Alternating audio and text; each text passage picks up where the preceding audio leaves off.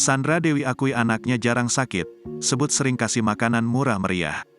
Mantan pesinetron Sandra Dewi mengatakan jika kedua putranya, Rafael Moeis dan Michael Moeis termasuk anak yang jarang jatuh sakit. Sandra Dewi mengatakan bahwa dirinya kerap bertanya mengenai makanan-makanan yang baik untuk putranya kepada dokter gizi. Dalam konsultasi tersebut, Sandra Dewi jadi tahu jika ikan kembung menjadi ikan yang termasuk bagus untuk pertumbuhan anak.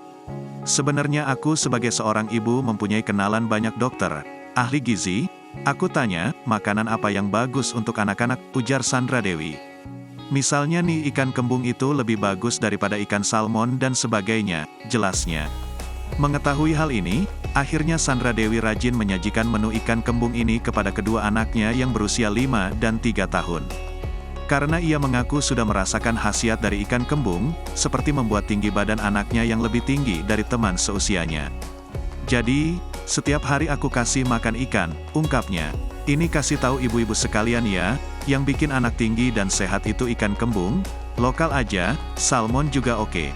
Jadi anak aku setiap hari pasti makan ikan kembung, jelas Sandra Dewi.